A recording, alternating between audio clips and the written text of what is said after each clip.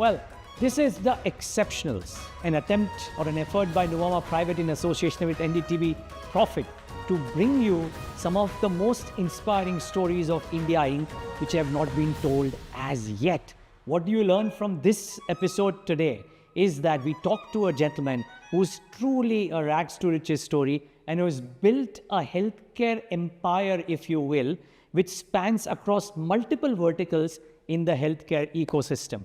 We are at the house of Dr. GSK Velu, and I'm truly delighted to be talking to him today and learn from him what is it that it takes to build out a business like this. Dr. Velu, thank you so much for having us here. I mean, it's nice meeting you. The pleasure is entirely mine, but I would just want to tell our viewers that what we get from you talking to you today is probably an inspiring journey which started off with an up and down beginning to building the healthcare empire which straddles across verticals. Would that be a fair assessment?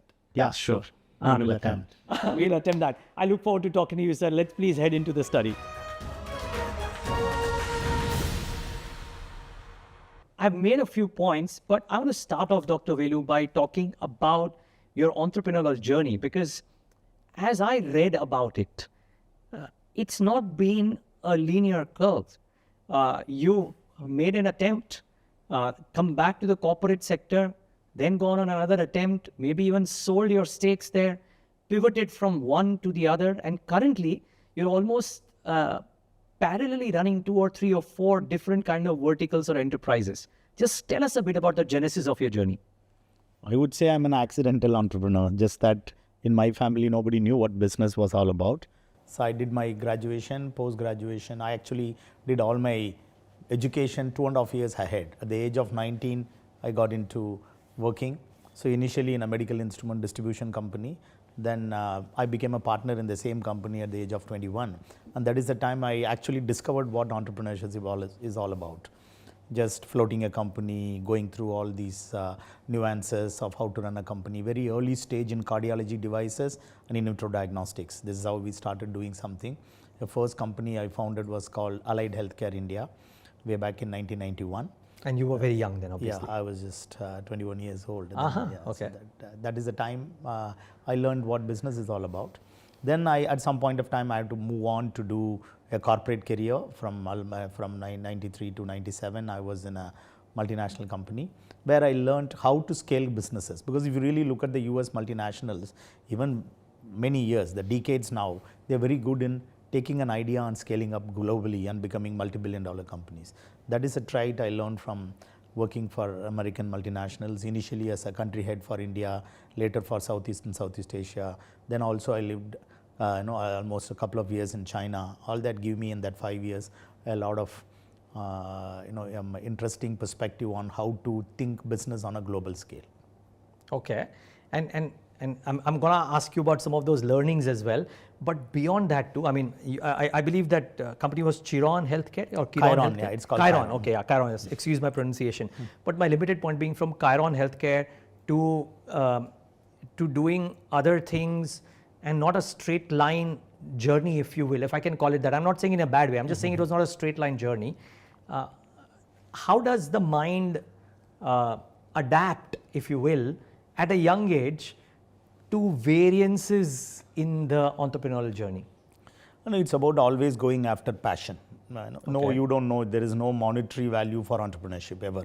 So you don't think, this is what you want to make us money. You like something and you go after that and you start learning on the way and you all start observing.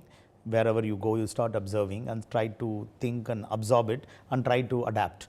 And usually entrepreneurship is always about going and meeting unmet demands. So that's in my opinion, if there is, when you see a gap, can we actually, somehow meet that demand? That's how any entrepreneurial journey has been. But with some level of innovation, whether it is in service delivery, it is process innovation. In technology, it's all about product innovation. So a combination of innovation and passion makes a very interesting entrepreneurial journey, in my opinion. How cool. Okay. But you, I believe, my presumption is, and a little bit of reading that I've done is, that you, in the sector that you were in, or the sectors that you are in, even in the early stage of your life when you didn't have the size, you would have faced intense competition from MNCs because that club dominated the healthcare ecosystem in India. How easy or how difficult was it to break that, if I can use the term, glass ceiling? Yeah. So actually speaking, I work for a multinational company. At that point of time, Chiron, which became Bayer, ultimately it became Siemens. So this was a large multinational company. So we learned what multinational companies did not have in India. So initially Trivitron, when we floated in 97, the whole concept was generalist for specialist, because large multinationals had the wherewithal to control and cover the entire country. They could reach, they could have multiple warehouses, a large team and all that.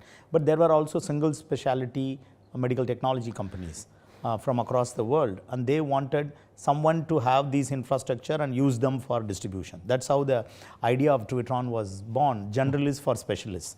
That was the methodology in which we formed Trivitron initially by building, and that's the reason by design it became a multi-modality or a multi-product medical technology company. Right from the day one, we started focusing on imaging, in vitro diagnostics, intensive care, dialysis care, several of the even medical devices, implantable medical devices. All these, as a trader, you can be a generalist. You don't have to be a specialist. So that gave us the entry point, and many companies, single specialty companies, really medium-sized single specialty companies started trusting Trivitron for a national distributor. That is how our dream of medical devices was born. Parallelly, I also, basically in the year 91 itself, I actually founded a diagnostic laboratory in Calicut called Premier Diagnostics. So then in 97, we founded Trivitron. 98, I co-founded Metropolis along with a doctor. So this basically also came. Both of them started. So by design, I just became a parallel entrepreneur. Two companies got founded almost the same time, and we started growing the dream together. And Trivitron, well, actually, you did that way back in 91, right? If you established a diagnostic 91 company. At the same time, I did too. I Exactly. did the diagnostics. So this is just happened the early stage. Always habits die hard. So when you've done it at 21, and you can keep on repeating it multiple times. If, like you say, if you're a cricketer, you come back to cricket in some form or other. So the same thing. So the diagnostic services and medtech has been like two eyes for me. And if I don't have even one eye, I feel uncomfortable. So that's the reason all my life these two are there. Everything else, we just really adapted what I learned from these two businesses. Very cool. A question, just to rewind to 1981, right? You were 21 at that time, I presume. And at 21, you were not from a business family, but you started one business, established a parallel business as well. I'm presuming capital was not available on tap then as it is available now. How did Velu think of doing so many things at that point of time, at that younger age, with that limited capital? Yes, many a times it's opportunity. Initially, my initial two ventures were partnership with my first boss, my first Mr. Ravindran. So he somehow found something in my spark in me and said, as a retention strategy, he wanted to keep me as a partner. So it's how it started. But later you found when you become a boss with the partner, you get a lot of experience, but not really anything more than that. So then I had to move into, to learn more, I had to move into multinational career. I do want to understand one thing from you, Dr. Velu. Most founders stick to a vertical that they have an expertise in, right? In your case, you've done it very differently and almost by design, right? That you've not gone behind a single vertical, but as you said, a parallel entrepreneur, but not just in one or two things, but maybe in three or four things. Why is that the case? So basically people say, even in my own team, my core team, all of them say, you're not a risk taker, you're a risk monger, They keep saying you take too many things at a time, but that somehow excites me to do things parallelly. And I've been, of course, you compromise something in your life, you have to spend a lot of your time taking, but somehow I learned this trick of being different in different boardrooms or different strategy rooms. So today I at least run three companies very deeply, which is Trivitron, Maxivision and Newberg. Then apart from that, we have Kaveri, Apollo White, Apollo, at least in the strategic and mentorship or director role, we have dental dialysis, super specialty. So I keep getting into these meetings in and out, but I need to wear different caps. So you have to play multiple role. That I seem to, I enjoy doing that. I want to shift focus a bit to your own ambitions at this stage, because this has relevance in multiple ways. You are presumably going to list a lot of your businesses as well. Yes. But my research suggested there were 9 facilities in India, Turkey and Finland. Now I learn that you're also present in the US, also present in with China, and going to have a presence somewhere else as well in Yeah, Asia? in Russia maybe, yes. In Russia, maybe. So, okay, now tell us a bit about this. Where is it that your empire, and I wouldn't call it a Trivitron empire because there are multiple businesses that you have here, but where is it that Dr. Velu's business empire sits right now? And what are the ambitions that you have now that you've moved from that 20-year-old kid who built one or two small businesses to what you've done right now? So already we have at least 4 unicorns in our group, whether it is Trivitron, Newberg, and also Maxivision, the 3 which we hopefully looking at $1 billion listing or no, more than $1 billion listing. Then also Kaveri, where I'm an investor and shareholder, is also looking at. So 4 companies over the 24 months probably should be going for listing. I do hope that will be, not again, as I told you, it's not my achievements alone, because all these are being done by very credible, my partners and other people who are really help these business to grow. So, and it's really, I can't even believe that, we could incubate companies in short span of time and all of them are becoming, billion, multi-billion dollar companies in the market. Hopefully, if everything goes fine, that's our vision over the next couple of years. Okay, but let me rephrase the question and ask it in a different fashion. When does an entrepreneur who's pursuing a business for a number of months, years, she or he, and if that business is not working, how does that person learn to realize and accept that this is not working? I have full passion in this, but it's prudent to let it go because it may not make financial sense. That purely is a financial decision. If you continuously make losses for 3 years, I don't think any business can survive. In fact, in our case, even the second year, we think very, very carefully. So now some of these other new age business, I am not an expert in new age business where people can make money with no loss for 10, 12 years. We are all conventional long-term business people. So for us, 2, 3 years loss making is something which we can't accept, even in a segment of our business. Forget about the whole company. So as an entrepreneur, the same thing. When something you are not able to cook it up in a couple of years or maximum 3 years, so you have to let it go. If that is not scaled, it is not really given profits, because anyway, business profit is important to invest back. And profit is important to keep your employees happy. Profit is important for keeping your investors happy. So it's not a taboo word. It is the central principle of business. So if it doesn't come continuously, you have to let it go. Do you have thoughts on this whole business model of burning capital and getting in subscribers or getting in subscriptions? So I wouldn't call that as an entrepreneurial business. That's an investor's business. Basically, investors have that ability to keep on investing money. Entrepreneur is part of it in a small way. If you look at, they all have single-digit shareholding, because I don't think a single individual will have that kind of capability to keep burning that money. If there are investors' interest for whatever reason, because usually the investor world has done a lot of analytics and a lot of analysis, and they have data, they have parallel case studies from across the world. So Amazon is being told as the first model, and today there are many e-commerce businesses are working. But I think, of course, that's the reason I always say startup is different. In a startup world, again, only investors have to burn money. An entrepreneur doesn't put his money. So he keeps putting money, and it takes time for innovation, a new idea to come into the world. It can take 5 years, even sometimes 7, 10 years. So their entrepreneur is just a founder, but he can't keep, substantial shareholding, 70%, 80%. We are all conventional long-time entrepreneurs. We are still for us, anything means majority shareholding in a business, because we feel control is equally important in a business which you are passionately building. Do you believe that it's entirely possible that an Indian medtech company or a healthcare services company can become a global leader? It's already happening, though we have not come to the global scale yet.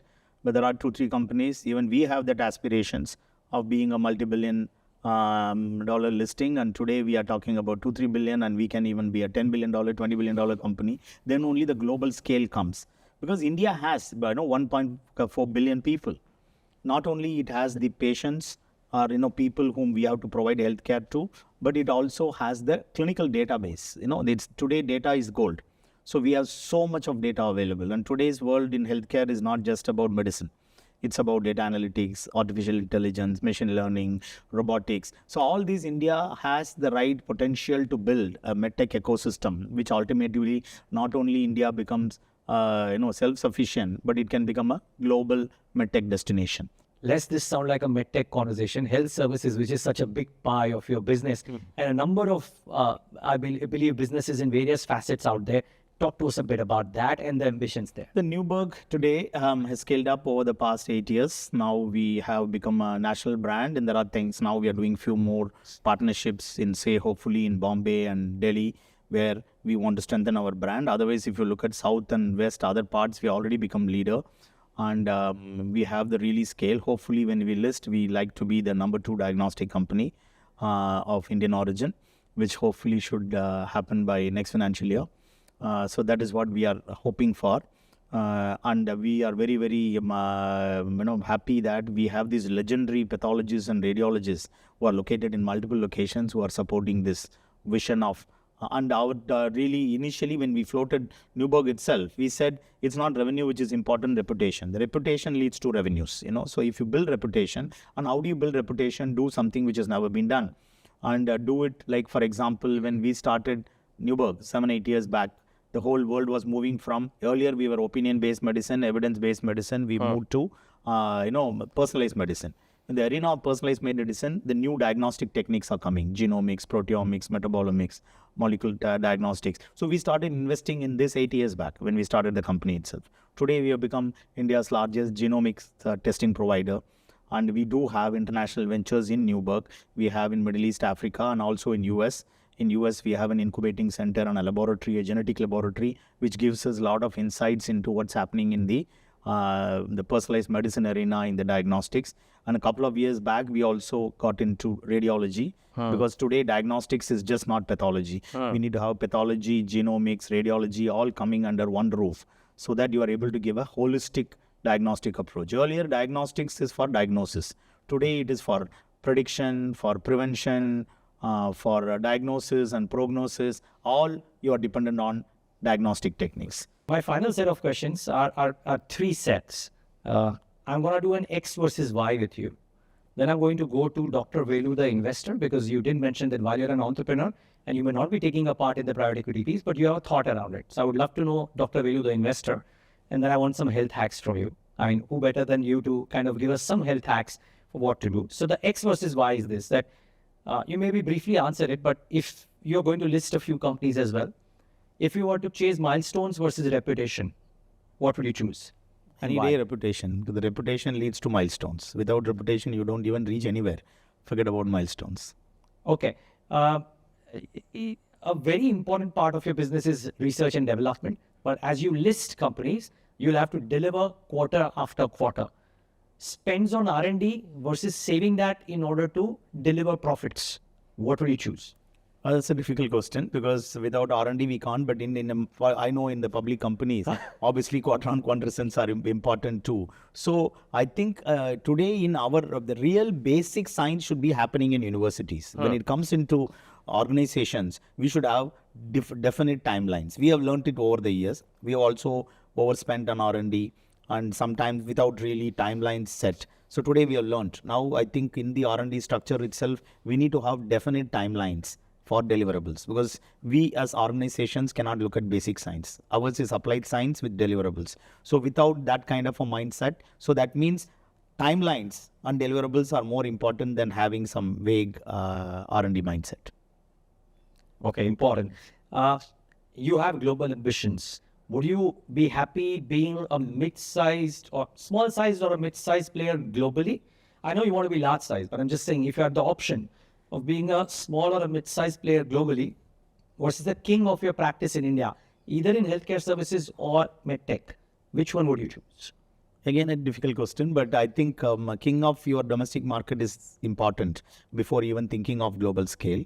But sometimes having global scale helps you to become even king of, like I told you in medtech. If you don't have a presence elsewhere, our own doctors you cannot establish your credibility. But India is a huge market. Here itself, we have a lot to do. But pharma has shown us we can be the factory of the world, but all of them are also present in India. But ultimately, in this answer, I have to give it in 2 different ways. In services, it's very local. You have to look at local dominance. But in medtech, you have to be a global player. So those 2 are different things. Services, obviously, being a king of India or queen of India is more important than in medtech being a globally recognized brand is a lot more important. So, Dr. Velu, I'm going to try and get into the mind of Dr. Velu, the investor, right? Because while you said that you are not involved in the investing activity of a PE firm, but you run parallel businesses, you're thinking it from an investor lens as well at some point of time, or how have you. I would love to know from you the two principal businesses and allied businesses that you are in, healthcare services, medtech. What do you think is the rate of growth, the CAGR growth rates that stand in front of these two sectors for the next 5, 10, 15 years in India or elsewhere? Healthcare services, it's happening today because it's happening with local demand. So it would continue to grow. I already told around 10 to 12% of organic growth in the CAGR if it is only organic. But if you can do inorganic, it can go even 25-30% of business. These businesses can grow in health services. For the next 5-10 years, you think? Even next 5-10 years, provided you have enough cash flow to acquire businesses and scale businesses. A lot of private equity activities are happening. Large platforms are getting created in multi-speciality. So I think a lot of activities are going on in healthcare. It's good for the country because ultimately consolidation is good. The insurance is coming. That is also really driving growth in healthcare. So this is a good time for health services. MedTech, it's going to happen. So it's really foreign few initiatives, but there are substantial large initiatives are being scaled up too. I think that is the future. In 5 to 10, in the coming 5 years, maybe health services, but in a very long term, medtech businesses will scale even as big or even larger than pharma. That's my thought as of now. An exceptional answer to end this episode of Exceptionals. But Dr. Velu, thank you so much for having us here, and thank you for all the health hacks, entrepreneurial advice, and more. Truly, truly amazing to talk to you today. Thank you so much. Thanks for taking time, coming over and talking with me. Thank you. Pleasure was entirely ours. And viewers, thanks for tuning into yet another episode of The Exceptionals by Nuvama Private.